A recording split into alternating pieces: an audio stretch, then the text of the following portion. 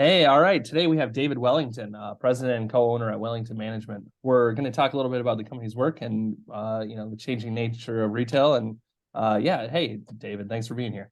Yeah, thanks for the invite. It's good to be here. Yeah, of course. First, tell me a bit about some of Wellington's big projects recently. Well, we're about two-thirds of the way done construction on a mixed income project out in the Opus Park. It's gonna be a really nice housing project, 223 units. It's first of two phases that was on land that we owned in a previous asset class as an office building. That office market became quite anemic for a variety of reasons over the last couple of years. And so we decided to kind of flip and reposition the property and the project. So that's a good one. And we just started construction on a 187 unit LIHTC deal in Harrison neighborhood in North Minneapolis. It's our third phase, I guess, of projects working in that Bassett Creek Valley area over the last 7 years. We're completing a two-phase land development project up in Blaine at 109th Lexington. That's about a 275 or 300 acre large land development on both north and south side of 109th, and a variety of different uses that we're developing and co-developing with others. And we're doing some acquisitions work and have several more housing projects in the pipeline, and completed construction on two market rate projects in the urban core. And yeah, things are good. Oh, awesome. All sorts of stuff. Would you say you have a specialty within kind of residential development? No, we are very opportunistic. So we got the portfolio that we own and manage is about 5 million square feet now.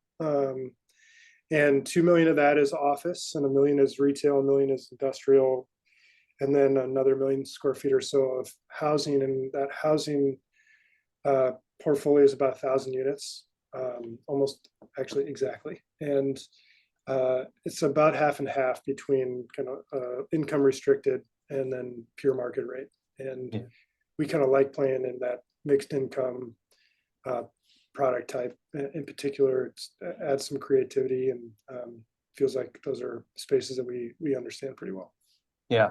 Awesome. I've written about this quite a bit, but could you talk a little bit about what you guys are doing in Bass Creek Valley, Harrison neighborhood? Yeah, we kind of stumbled upon an old industrial dry cleaner that was owned by the Leaf family since 1930. And that was a 85,000 square foot warehouse that had been kind of stapled together since the inception of that business. And it had sat vacant since 2008. We acquired it in 2016, started underwriting it in 15. It was, as you can imagine, quite dirty and a complicated remediation. But we've turned that initial acquisition of really 200,000 feet of land into a LIHTC housing project that ArtSpace has built after we remediated the primary site. Then we built a 66,000 square foot spec office building, delivered that in 2019, and then worked a deal with the City of Lakes Land Trust and Habitat for Humanity, and they've started construction on a 17 unit owner occupied income restricted townhome project that will be in the land trust in perpetuity. And then we just started construction on a 187 unit project that we're in partnership with Hall of Famer Carl Eller.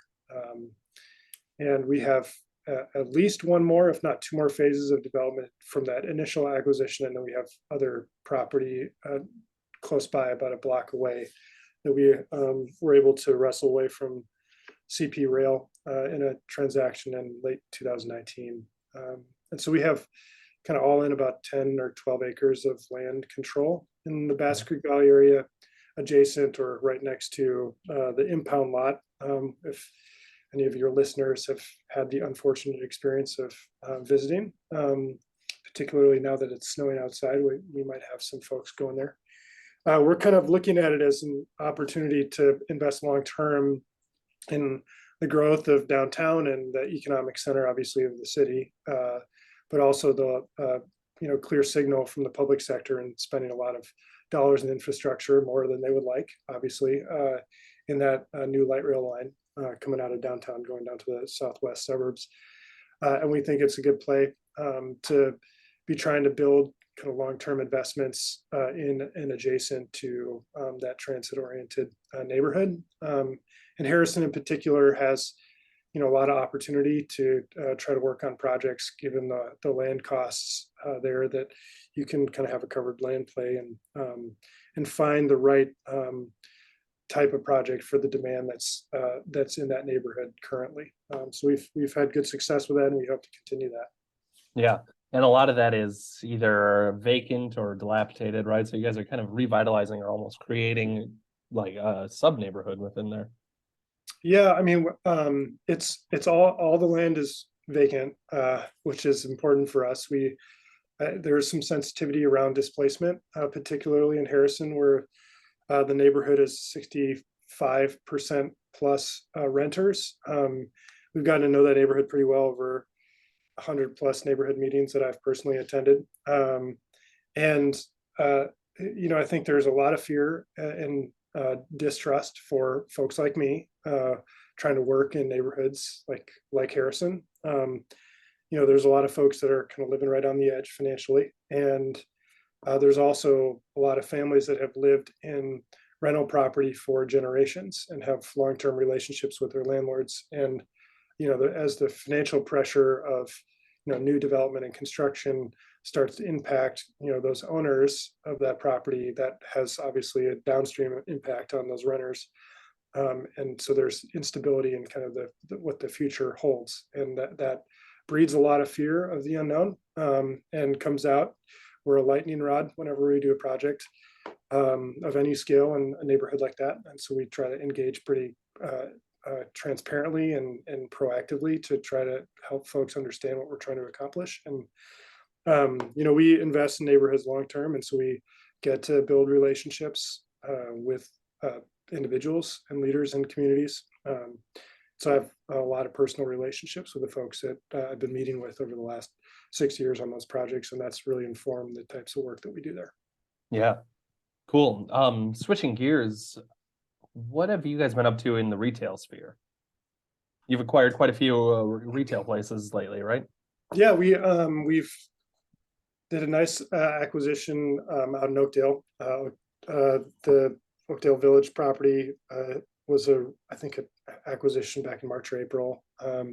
We've built some retail recently up in Blaine at that project I was describing, the land development deal. And then we've just had a lot of retail activity within our existing portfolio, about 1 million square feet. And, I think I was pretty transparent about some of the challenges that our retail tenants faced during the pandemic. And, we were certainly on the front lines with them a lot of the time. And we've seen a big resurgence in that retail activity, and it's been a very strong asset class recently. And we feel pretty good about our current holdings, and fairly bullish on where we think retail, particularly smaller strip retail, is headed. I think it's proven out that shoppers really like that bricks and mortar, and so we are looking at additional acquisitions in that space that feel like they would be good long-term holds for us. Yeah, are you still moving ahead with the Four Seasons Mall plans in Plymouth?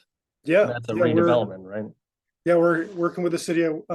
They have recently engaged with a contractor to take down the Four Seasons Mall. So I think that's been completed. That demo has been completed.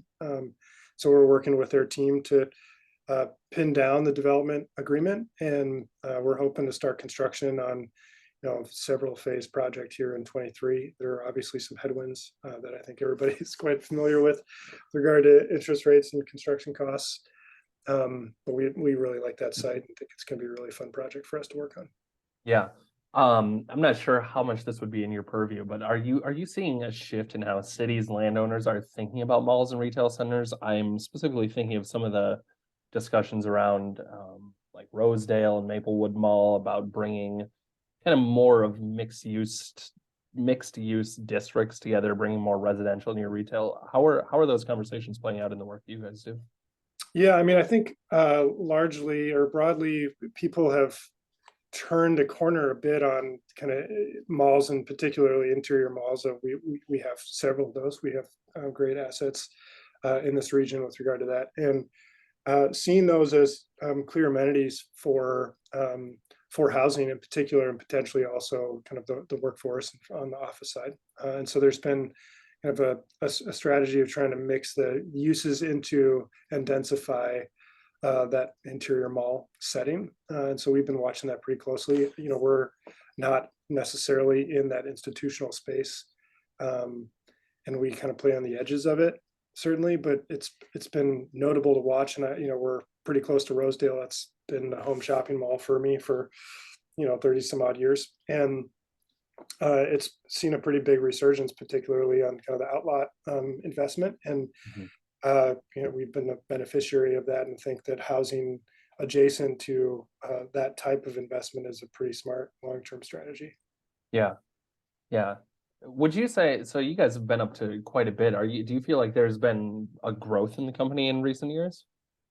Yeah, we've had, I think we were at 28 employees pre-pandemic, and now we're at 48. So it's been a pretty rapid growth just over the last couple of years. And part of that is taking the residential management in-house, which I think has been important for us to be able to manage that experience for our consumer and customer on the residential side, just like we do on the commercial side with our 550 commercial tenants. And so there's been, some pretty significant changes to our organization as a result of adding that level of headcount to a pretty small and kind of nimble team pre-pandemic. We're, I'd say, kind of on a pretty steady growth trajectory from an acquisitions and development standpoint. We like working on projects that we can roll up our sleeves on, and we can get creative. And we are sometimes a little selective about what types of projects we do want to work on. And oftentimes it's more of an opportunistic approach as opposed to some sort of grand scheme or strategy where, the big shot developer is kind of telling everybody where, the future is going. And I can tell you that we have no idea, but we're excited about it. And we think we have some good resources in place and some great talent that we're working with on a day-to-day basis to help us continue to grow the organization and put our money where our mouth is. Yeah. So do you feel optimistic about the future of residential real estate investment and development? Certainly. I mean, we, as I mentioned, we've got about half and half affordable versus market rate. And, there is clearly a lot of issues and challenges, particularly on trying to get deals financed right now. As Jay Powell mentioned yesterday, he's kind of trying to tell us to cut it out, if you know what I mean. And that's probably the right thing to do, to try to get in front of inflation. That doesn't necessarily mean that we have any lessening of demand for housing. And so, we're kind of pivoting to try to focus more of our attention here over the next couple of years to get to some of the affordable projects that we have in the pipeline out of the ground. And then we'll likely pivot back to market rate as interest rates come back to us. It's a little easier to get projects financed and capitalized with gap financing from the public sector, as opposed to just digging deeper in our own pockets. Sure. So we're kind of looking at additional LIHTC housing project sites to try to acquire, put under contract, and we just received 2 separate awards from MHFA, or Minnesota Housing Finance Agency, last week on a couple of projects we're working on in Minneapolis. And so we're hoping that we can start construction on at least one of those next year. And then we'll have the delivery of a couple of projects here in the near term too. Yeah. Do you mind telling me a bit about how you got into this industry? Well, I started digging fence post holes for my dad, Steve, back when I was 9. Painted, parking lot light pedestals when I was 11. But in a kind of formal professional capacity, I did not work for the company until 2014. I went to business school in finance and real estate out in Seattle, University of Washington, and then went to work for CBRE doing investment sales brokerage on their office team in the downtown Seattle office location, and did that for 3 years. And then Steve made me an offer, me and my wife now, an offer we couldn't refuse, to move back to the Twin Cities. And that worked out really well for us at that moment in time. And it's been a great transition. But it was the first couple of years working for the company was certainly kind of trial by fire.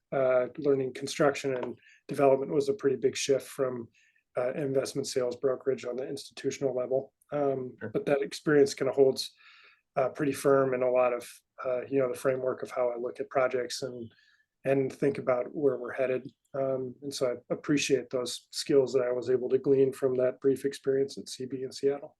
Yeah. Awesome. David, I don't think I have any other questions. Is there anything you want to add that I didn't ask about? I don't think so. Yeah, no, All thanks for the opportunity to talk about myself a little bit and for shining a little light on the company. It's a fun one to work. Awesome. Cool. Thank you so much. All right. Take care, JD. All right. Yep. Take care. See ya.